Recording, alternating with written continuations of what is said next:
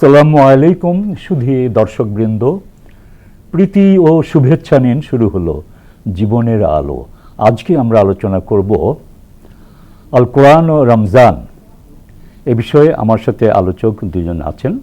তাদের কাছে আমরা যাওয়ার আগে বলবো যে আল কোরআন শুধু তেলাওয়াতের কিতাব নয়, এটি মানুষের জন্য জীবন বিধান।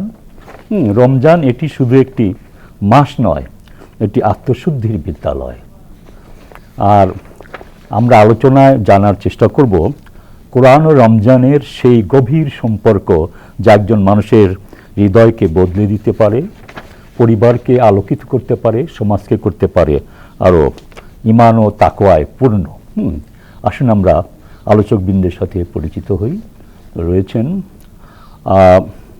মাওলানা, বিশিষ্ট আলেম মাওলানা লোকমান হোসেন সাইফি। আসসালামু আলাইকুম ওয়া রাহমাতুল্লাহি ওয়া বারাকাতুহু। রয়েছেন বিশিষ্ট চিন্তাবিদ ডক্টর মাওলানা মোহাম্মদ আতাউর রহমান মিয়াজি। আসসালামু আলাইকুম ওয়া রাহমাতুল্লাহি ওয়া বারাকাতুহু। আমরা শুরুতেই মাওলানা লোকমান হোসেন সাইফিকে বলবো যে রমজান মাসকে কোরআনের মাস বলা হয় কেন? রমজানুল মোবারক এটি একটি গুরুত্বপূর্ণ, তাৎপর্যপূর্ণ, মহিমান্বিত একটি মাস। এই মাসে কোরআন নাজিল হয়েছে, এই কারণেই রমজানকে কোরআনের মাস বলা হয়।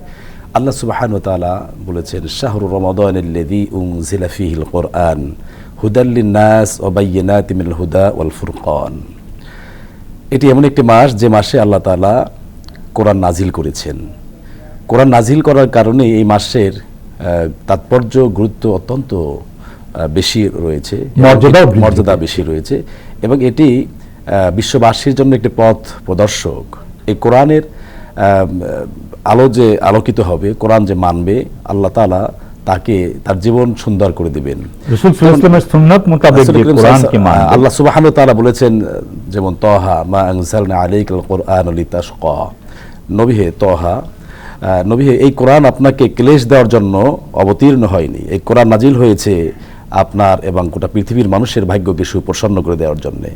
কাজেই কোরআন যে রমজানের সাথে নিবিড়ভাবে সম্পর্ক, এটাই প্রমাণ করছে যে কোরআন হচ্ছে রমজান কোরআন নাজিলের মাস হচ্ছে রমজান। আপনি নিবিড়ভাবে সম্পর্কের কথাটা যে আরেকটু হাইলাইট করেন, মানে বিশেষ সম্পর্কটা কি? রমজানের সম্মানার্থে আল্লাহ কোরআন নাজিল করেছেন এই রমজানের মাধ্যমে, যাতে মানুষ পরিশুদ্ধ হতে পারে।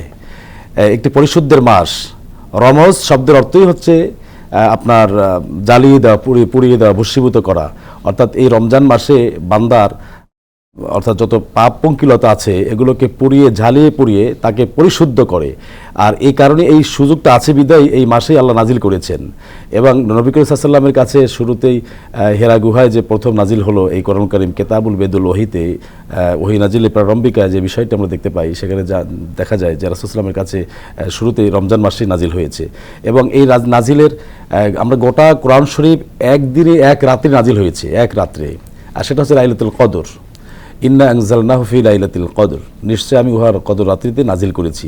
অর্থাৎ ওই একটি রাত হচ্ছে হাজার মাসের থেকে শ্রেয়, আর ওই হাজার মাসের শ্রেয় রাতটি রমজান মাসে রয়েছে। এই রমজান মাসের রাতের জন্য রমজান মাসটি, গোটা রমজান মাস সমাদৃত গোটা বিশ্বব্যাপী। এই কারণেই এই রমজানের যাতে আমরা পরিশুদ্ধ হতে পারি এবং রমজানের রোজা রেখে পরিশুদ্ধ হতে পারি, তাকে অর্জন করতে পারি, আর এই কোরআন অ্যানালাইসিস করে আমরা যাতে নিজেদের ভাগ্যকে সুপ্রসন্ন করতে পারি, এই জন্য এই বিশেষ এই সম্পর্ক রয়েছে। আর কি গভীর সম্পর্ক রয়েছে বলে আপনি মনে করেন ওনার আলোচনার পরিপ্রেক্ষিতে? মহাগ্রন্থ আল কোরআনুল কারীম এটা শুধু পড়ার জন্য কোনো কিতাব না। অন্যান্য আসমানি কিতাব এগুলো যেরকম পর্যায়ের ছিল, এটা ওইরকমও না। আর সবচেয়ে বড় ব্যাপার হলো ইসলামের সাথে অন্যান্য ধর্ম, মত, চিন্তা চেতনার যেরকম সম্পর্ক নেই, ওইগুলো Persian. Islam is the only complete code of life. আল্লাহ রাব্বুল আলামিন প্রথমে বলেছেন বিদায় হজের ভাষণ যখন দিচ্ছিলেন রহমতুল লিল আলামিন মক্কাতুল মুকাররমায়, তখন আরাফাতের ময়দানে, তখন আল্লাহ তাআলা কোরআন কারীমের সূরা মায়েদার ৩৫ নম্বর আয়াত অবতীর্ণ করলেন, আল ইয়াউমা আকমালতু লাকুম দীনাকুম ওয়া আতমামতু আলাইকুম নি'মাতি ওয়া রাদিতু লাকুমুল ইসলামা দীনা। আজকের এই দিনে তোমাদের জন্য তোমাদের জীবন বিধান, এখানে ধর্ম বলেন নাই, কমপ্লিট কোড অফ লাইফ বলেছেন, তোমাদের জীবন বিধান আদ-দ্বীন আল ইসলাম পরিপূর্ণতা দান করলাম, আমার যাবতীয় নিয়ামত তোমাদের উপর অর্পণ করলাম, এবং ইসলামকে কমপ্লিট কোড অফ লাইফ হিসেবে, আমার মনোনীত পূর্ণাঙ্গ জীবন বিধান হিসেবে আমি আল্লাহ এর উপর রাজি, খুশি, সন্তুষ্ট হয়ে থাকলাম। নিশ্চয়ই একমাত্র মনোনীত জীবন বিধান হলো ইসলাম, এবং এটার স্মারক হলো আল কোরআন। এজন্য কোরআন হলো সামগ্রিক জীবন বিধান। কোরআন কারীম নিছক কোনো ধর্মগ্রন্থ না, ধর্ম এটার সামগ্রিক জীবন বিধানের একটা দিক। যেমন আমাদের ব্যক্তিগত জীবন, পারিবারিক জীবন, সামাজিক জীবন, রাজনৈতিক জীবন, আন্তর্জাতিক পরিমণ্ডল, আইন, বিচার, প্রশাসন, কি নাই এতে সব আছে। যা প্রয়োজন তাই আল্লাহ তাআলা কোরআন কারীমে দিয়েছেন, এবং এর পূর্ণাঙ্গ ব্যাখ্যা হলো রহমতুল্লিল আলামিন মুহাম্মদুর রাসূলুল্লাহ সাল্লাল্লাহু আলাইহি ওয়াসাল্লামের পূর্ণাঙ্গ জীবন দর্শন। ওই কারণে আল্লাহ তাআলা স্পষ্ট কোরআন কারীমে বলে দিয়েছেন, লাকাদ কানা লাকুম ফি রাসূলিল্লাহি উসওয়াতুন হাসানাহ। সুবহানাল্লাহ। সুতরাং এখান থেকে আমরা বুঝতে পারি আল কোরআনুল কারীমের সাথে দিনের যে নিবিড় গভীর সম্পর্ক, এবং কোরআন কারীম রমজান মাসে অবতীর্ণ হওয়ার কারণেই রমজানের মর্যাদা অন্যান্য 11 মাসের চেয়ে আল্লাহ তাআলা ব্যাপকভাবে বাড়িয়ে দিয়েছেন, এবং সেই মর্যাদাটাও নির্ভর করে যার তাকওয়ার মানদণ্ডে যিনি যতটুকুন কোয়ালিটি ধারণ করেন তার মর্যাদা আল্লাহ তাআলার কাছে তত বেশি, এবং মর্যাদার মূলে হলো এই আল কোরআনুল কারীম। এই যে এত গুরুত্ব লাইলাতুল কদরের, এর একটা মাত্র কারণ, এটা এই রাতে অবতীর্ণ হয়েছে আল কোরআনুল কারীম, এবং কোরআন কারীমের এই মর্যাদার সবচেয়ে বড় কারণ রহমতুল্লিল আলামিন মুহাম্মদুর রাসূলুল্লাহ সাল্লাল্লাহু আলাইহি ওয়াসাল্লাম, যে জন্য তাকে বলা হয় জীবন্ত কোরআন, কোরআনের বাস্তব নমুনা। রমজানে কোরআনের সাথে কেমন সম্পর্ক স্থাপন করতেন মাওলানা সাহেব, যদি আপনি। রাসূল সাল্লাম তেলাওয়াত করতেন, সাহাবীরা তেলাওয়াত করতেন, এবং হাদিস শরীফ আসছে যে কতদিনে এই কোরআনটি পূর্ণাঙ্গ তেলাওয়াত করার বিধান রয়েছে, যেমন 3 দিনের ভিতরে, 7 দিনের ভিতরে, 15 দিনের ভিতরে, এবং 1 মাসের ভিতরে। রাসূল সাল্লামের তেলাওয়াত আর আমাদের স্টাডি পার্থক্যটা হচ্ছে এখানে যে সেই রাসূল সাল্লাম ওই দেশের আরবি ভাষায় নাজিল হয়েছে, এবং তিনি আরবের ভাষাবিদ, কাজেই তাদের তেলাওয়াতটা তারা পূর্ণাঙ্গ বুঝতেন, অনুধাবন করতেন, কি বলা হয়েছে, সাহাবীরা বুঝতেন কি বলা হয়েছে, কিভাবে মেসেজটা আল্লাহ দিয়েছেন। আর আমরা এটাকে আমাদের আরবি ভাষা না বিদায় আমরা কিন্তু স্টাডি করতে হয়, অধ্যয়ন করতে হয়। আমরা কেন রমজান মাসে কোরআন বেশি বেশি পড়ি, কিন্তু সারা বছর সেই ধারাবাহিকতা বজায় রাখতে পারি না কেন?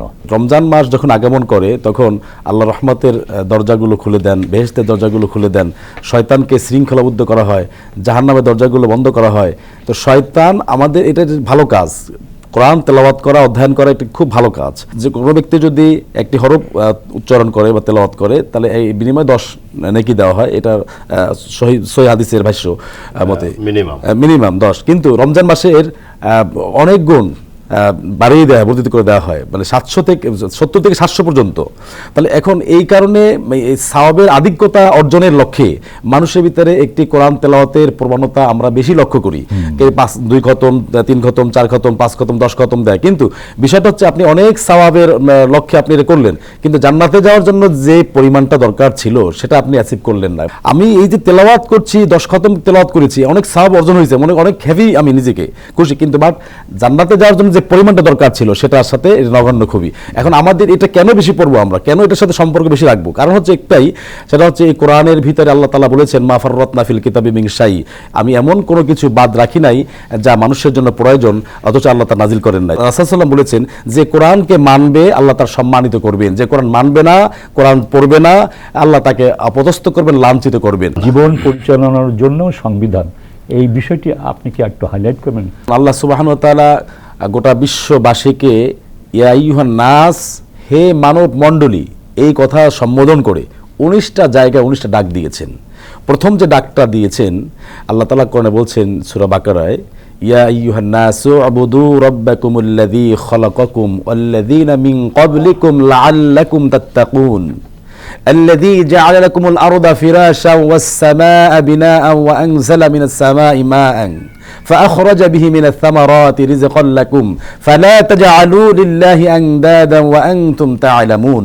কত চমৎকারভাবে আল্লাহ বলেছেন, হে মানব মণ্ডলী, তোমরা তোমার মহান রবের ইবাদত করো, মহান রবের ইবাদত করো যিনি তোমাদেরকে সৃষ্টি করেছেন, তোমাদের পূর্ববর্তীদেরকেও সৃষ্টি করেছেন, অর্থাৎ গোটা পৃথিবীর সব মানুষকে যিনি সৃষ্টি করেছেন তার ইবাদত করো, তার দাসত্ব করো, তার বন্দিগি করো, এই আদেশ করেছেন আল্লাহ তাআলা, সবাইকে ইন্ডিকেট করেছেন আল্লাহ তাআলা।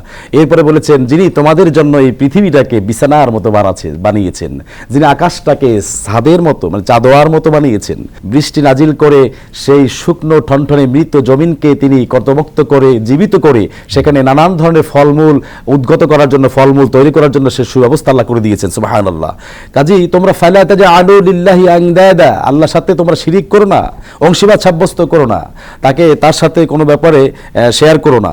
এইভাবে গোটা পৃথিবীর সব মানুষকেই উল্লেখ করে সাথে কোনোভাবেই শিরক করা যাবে না, কারণ শিরকের গুনাহ আল্লাহ তাআলা এক আয়াতের ভিতরে কতগুলো বিষয় আল্লাহ হাইলাইট করেছেন। ইবাদত করবে আবার শিরিক করতে নিষেধ করেছেন, দুইটা আদেশ নিষেধ। আবার কেন করবে সেটা বলে দিয়েছেন, যেটা আমি সৃষ্টি করেছি, আল্লাহ তাআলা বলছেন যে আমি সৃষ্টি করেছি তোমাদেরকে নয়, শুধু তোমাদের পূর্ববর্তী সকল লোকদেরকে। যে আল্লাহ এত হুকুম দিয়েছেন কোরআনে, সেই কোরআনকে জীবনের প্রয়োগ কিভাবে শুরু করতে পারি আমরা? রাসূল করিম সাল্লাল্লাহু আলাইহি ওয়াসাল্লামের বক্তব্য অনুসারে আমরা যদি আমাদের ফ্যামিলিকে একটা বিদ্যালয়, পূর্ণাঙ্গ বিদ্যালয় হিসেবে স্টার্ট করতে পারি, এবং রাসূলুল্লাহ সাল্লাল্লাহু আলাইহি ওয়াসাল্লাম যে কথাটা বলেছেন, একটা মানব শিশু জন্মগ্রহণ করার পরে তার বাবা মার উপর 4টা দায়িত্ব এসে যায়। একটা সুন্দর নাম রাখা, 4 বছর 4 মাস 4 দিন হয়ে গেলে আনুষ্ঠানিকভাবে বিজ্ঞ ইসলামিক স্কলার এনে দাওয়াত দিয়ে তারপরে তাকে সবক দেওয়া, কোরআন কারিমের সবক। তার মানে এই 3 নম্বর দায়িত্বটাই হলো তাকে কোরআন কারিম কিভাবে রপ্ত করতে হবে ওটা আগে শেখানো, নিজের জীবনে বাস্তবায়ন করার আগে তো শেখাতে হবে। আর ওই বাচ্চাটা ওই অতটুকুন বয়সে যদি কোরআন কারিমের সাথে সম্পর্কটা তৈরি হয় এবং সেভাবে যদি ডেভেলপ হয়, পরবর্তীতে গিয়ে সে স্কুল কলেজ বিশ্ববিদ্যালয়ে যত কিছু পড়ুক, সায়েন্স টেকনোলজির যত উন্নয়ন হয়েছে সব পড়ুক, এতে করে তার ইমানটা মজবুত হবে, কোরআনের ছাঁচে, হ্যাঁ কোরআনের ছাঁচে সে জীবনটা গড়ে তুলবে এবং ওখানে কোনোদিন ঝংকার পড়বে না।